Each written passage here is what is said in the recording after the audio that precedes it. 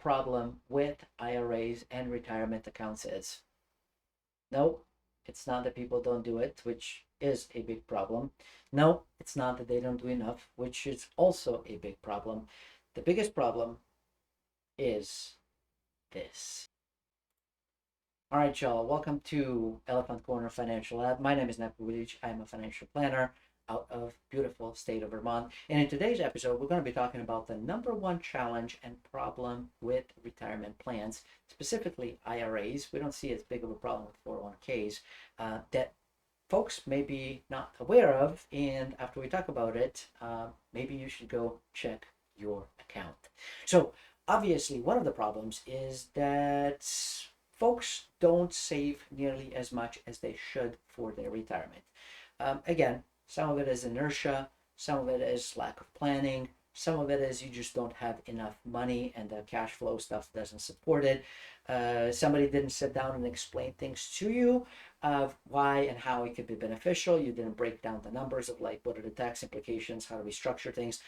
So there's multiple different reasons, but one of the biggest pieces is that when folks do actually start going into and putting money into retirement, it's not as big deal in 401ks because when you set it up through the employer, they typically have you like, how much you're going to take out of your paycheck every single month, how, please select your vehicles. And so it kind of goes in.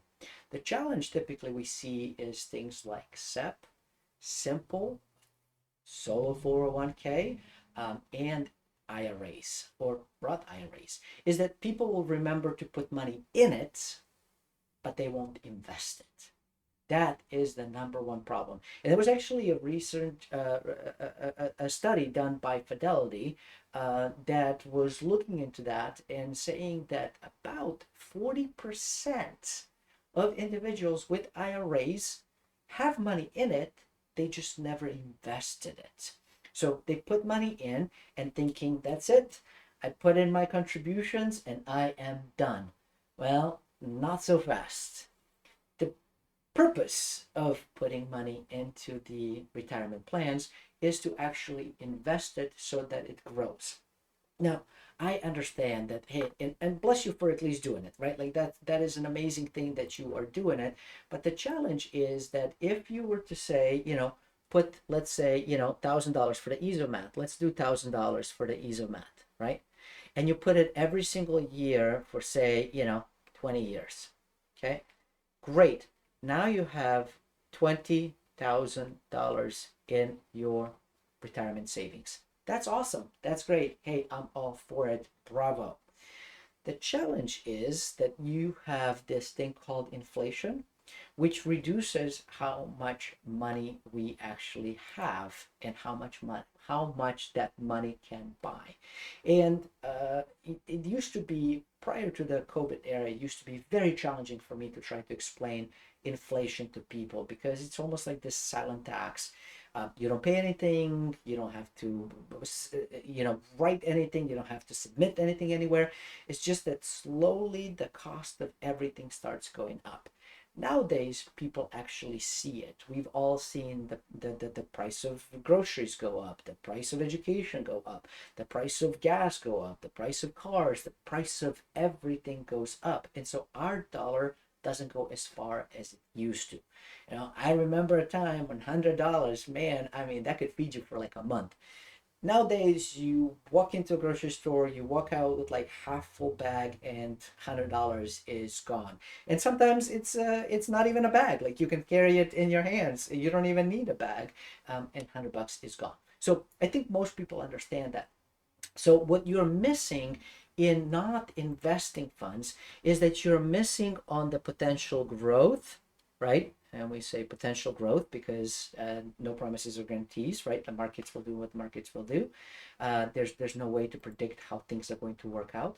But overall, over long periods of time, markets tend to go up, right? We've all seen it. We've all seen charts that look similar to my very crude drawing on the screen. But the idea is that we put in and then let the market put in. And if you use something like a compound calculators, it will look something like this, right? It will look something like, oh, you put in a little bit of money and you put a little bit of money and you put a little bit of money and you put a little bit of money. And it's going to be like almost like flat and boring, and then it takes off. So this is where the compounding is after X number of years, where you're putting all this money. And the part of the compounding, the way that it works is that I put in a little bit of money, right? This is me. And then I get some sort of return on it, right? Now, this is not the scale, y'all, so don't get too excited, okay? So then the next year, right? This is what my account is, right? And then I put in a little bit more money, okay? And compounding now happens on this entire thing, okay? And that's what actually makes this thing grow. That's where the compounding effect comes in.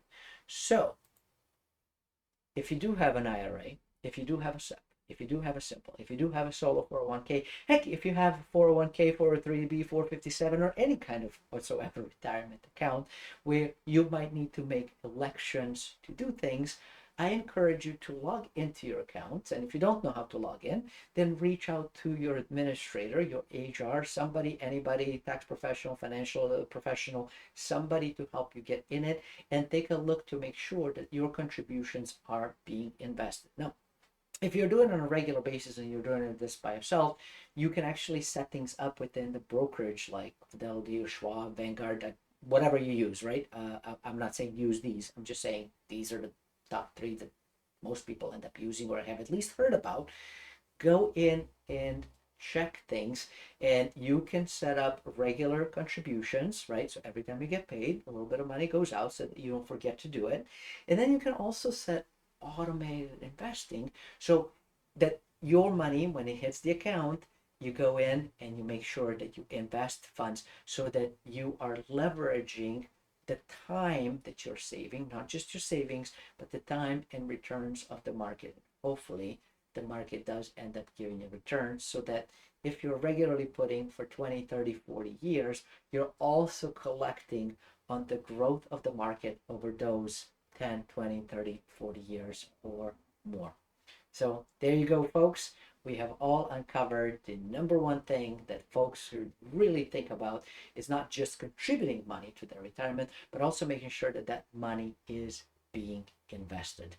Thanks for watching. Until next time, stay forever money blessed.